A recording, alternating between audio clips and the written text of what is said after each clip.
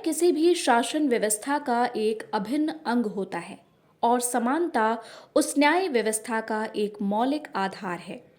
अगर न्यायिक व्यवस्था में अमीर गरीब के भेद की गुंजाइश हो तो वह व्यवस्था न केवल अपूर्ण होती है बल्कि न्याय के बजाय अन्याय को भी जन्म देती है, जिसका परिणाम असंतोष और अराजकता के रूप में सामने आ सकता है। विख्यात फिल्म अभिनेता सलमान खान को 7 अप्रैल 2018 को जोधपुर की जिला एवं सत्र न्यायाधीश की अदालत से जमानत मंजूर होने पर मात्र कुछ ही घंटों में जेल से रिहा कर दिया जाता है। तो वहीं दूसरी ओर centre for research and planning यानी कि सीआरपी की एक रिपोर्ट के अनुसार दिसंबर 2023 में ट्रायल कोर्टों द्वारा जमानत मंजूर होने के बावजूद 24,879 गरीब आरोपी जेलों में बंद थे, क्योंकि वे जमानत बॉन्ड पेश नहीं कर सके।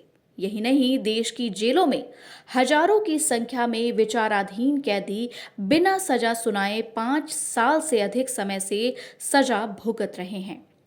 जबकि सुप्रीम कोर्ट 2019 के एक फैसले में कह चुका है कि जमानत राशि का भुगतान न कर पाने की स्थिति में कैदियों को जेल में रखना अवैध और कैदी के संवैधानिक अधिकारों का उल्लंघन है। न्यायमूर्ति अभय ओका और एजी मसीह की सुप्रीम कोर्ट की खंडपीठ ने जमानत राशि अदा न कर सकने वाले कैदियों को रिहा न किए जाने पर इसी महीने हैरानी जताई है।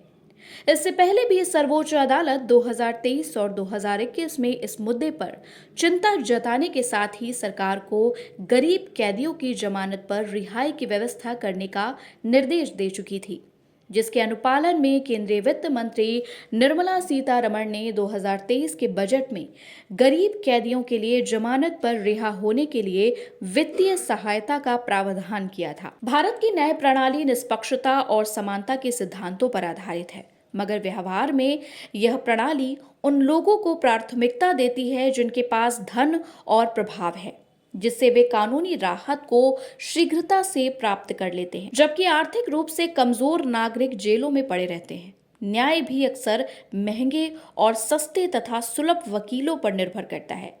इसलिए समाज में कई अहंकारी आज भी न्याय खरीदने का दंभ भरते हैं। देखा जाए तो जमानत का उद्देश्य अभियुक्त के अधिकारों और अदालत में उनकी उपस्थिति सुनिश्चित करने के बीच संतुलन बनाना है। न्याय का सिद्धांत तब तक किसी आरोपी को निर्दोष मानता है जब तक अपराध सिद्ध न हो जाए।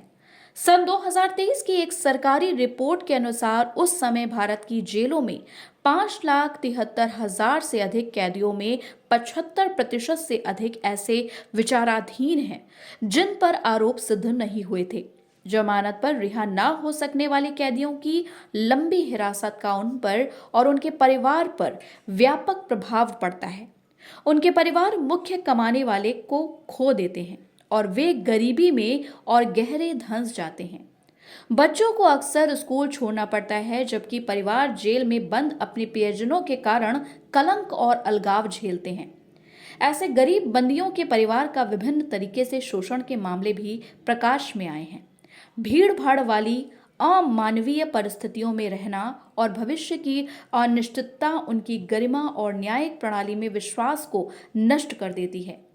बरी होने पर उनका जीवन आर्थिक, सामाजिक और मानसिक रूप से अक्सर बहुत प्रभावित हो चुका होता है। जेलें बीमारियां का घर होती हैं। कई विचाराधीन कैदी लंबे समय बाद जेल से छूट तो जाते हैं, लेकिन वे घर पहुंचते ही तो उनके साथ असाध्य रोग भी होते हैं। भारत की न्याय प्रणाली एक चौराहे पर है। गरीब कैदियों की लगातार कैद कानूनी प्रावधानों और सरकारी योजनाओं के बावजूद संवैधानिक आदर्शों को व्यवहार में बदलने में विफलता को दर्शाती है। आर्थिक स्थिति को आजादी तक पहुंचने के लिए बाधा नहीं बनने देना। न्यायपालिका में विश्वास बहाल करने के लिए आवश्यक है।